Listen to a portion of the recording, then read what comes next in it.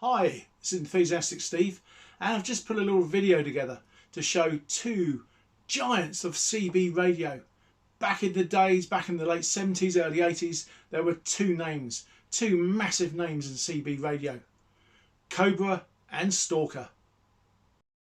Two very fine examples here of those giants of CB radio. On the left, a Cobra 148, an original Mark I. On the right, a Stalker 9 with the wood effect fronts. Lovely radios. The Cobra 148 with its brushed aluminium front fascia, chrome knobs, illuminated display and red LED digit display. What a looker. Whilst in stark contrast, the Stalker 9 with its black fascia and wood effect, very reminiscent of the old American cars of the time, but equally beautiful. The Cobra, when bought new, came in a very simple red and white box with the big words Cobra emblazoned across the top. You knew something special lurked inside. Advertising for the Stalker 9 gave you a very warm feeling inside. Just like sitting in front of a coal fire, log fire, burning away. There was something about it. It drew you into the adverts. No wonder so many were sold. The Stalker CB was built by the American Radio Corporation. When you bought it, you opened that box up, you found an owner's guide, and that owner's guide congratulated you on buying such a fantastic radio. They welcome you into the Stalker world. It became a buying experience. Whereas Cobra, it was more about the radio. They included an operating instruction guide, but no welcome on this one. But if this was a point scoring game, Cobra would win massively. What they used to do, they used to put a lovely, beautiful colour brochure advertising the rest of their CB radio range in the box. And boy, oh boy, was there some lovely radios on show. Here are some shots from the original brochure. And I think you'll agree, they are lovely radios. Let's start with the 148.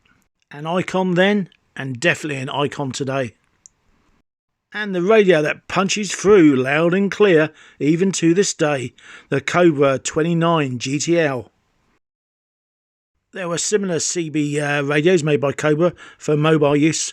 The Cobra 21, the Cobra 25, and also another picture there of the 29. One of the smallest mobile sideband radios of the time was this Cobra 140 GTL. Very compact. Cobra also made a range of radios under the XLR name, and these were very similar to the Stalker, having front fascias of wood effect and designed to fit into most cars of the time and just blend into the dashboard. Now, if you mention the word Cobra to people today, you get two responses. The Cobra 148, or they say, do you remember those base stations? And oh boy, didn't they make some fantastic base stations. If you're lucky enough to own one of these today, wow, you're a lucky person. The Cobra 1000 GTL, just look at this.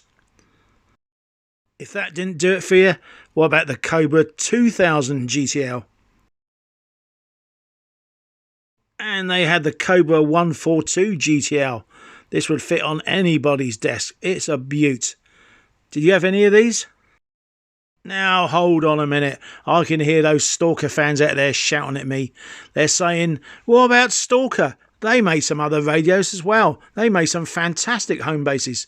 Well, let's take a look at what they made. The original Stalker 1. Just look at those controls. AM, sideband and full 40 channels. Remember, going back earlier, the CBs in America were only 23 channels.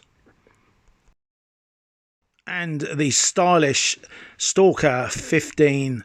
Just look at this for a home base radio. What a beaut. And if you think they excelled there, just wait. They excelled and came back with the Stalker 20. Their top brand, top range radio. Even more of a beaut. It had everything you ever wanted as a home-based CB. So let's take a look at my Stalker 9 close-up. The Stalker 9 is an 80-channel radio, AM, upper and lower sideband. It has an A&L MB noise switch and a PA-CB switch. All the rotary controls have a slotted type of grip on them. Makes them very easy to use, though they are fairly firm. The switches on these things are very, very clunky indeed, as in they work well and they feel well engineered. Standard type control knobs on the far left, the on-off button and volume control, followed by a squelch control. The mode allowed you to choose AM upper and lower sidebands, a clarifier, RF gain control, and finally a nice big tuning knob. So that's the Stalker 9, 4 watts AM, 12 watts on peak on sideband.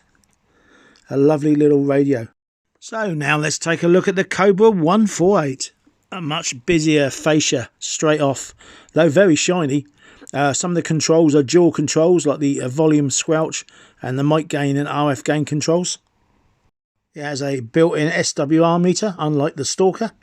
It's got low, mid and high channels, CW, FM, AM, upper and lower sideband modes, and coarse and fine tuning.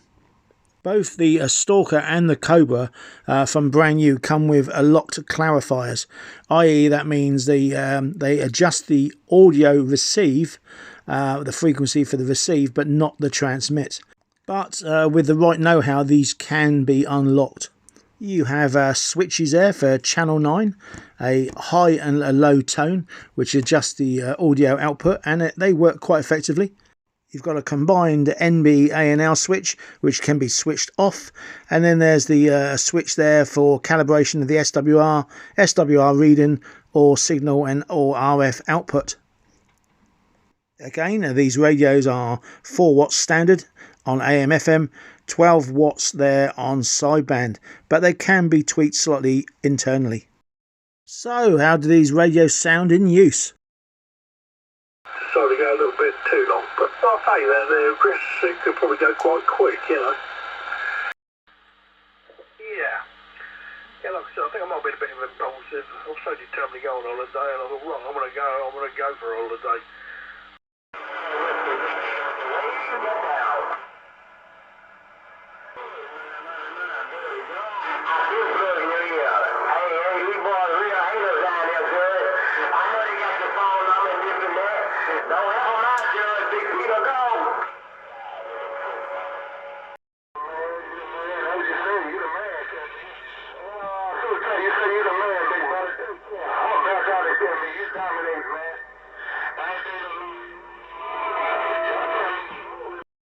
You know, I've got plenty of battery power anyway, so I've got my battery charger up here, so I'll plug the battery in later, charge it up again anyway.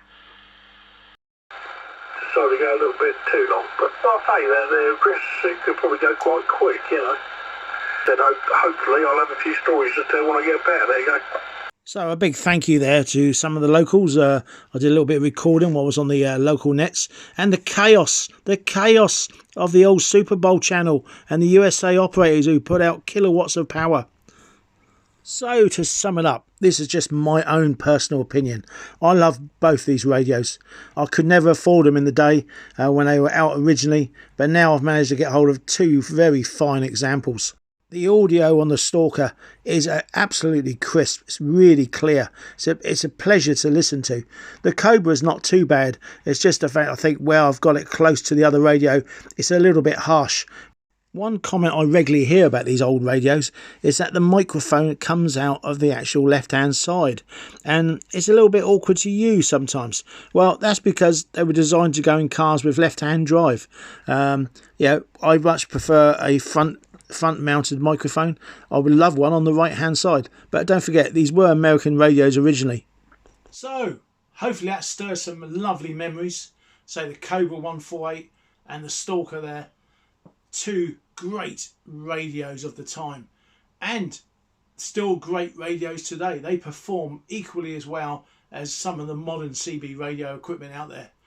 They have the looks, they might not have the power, but they were never really power hungry monster radios. They were designed to be run with boots, amplifiers if you wanted that extra power, but straight out the box they worked. They still work, so that just proves how well made they were.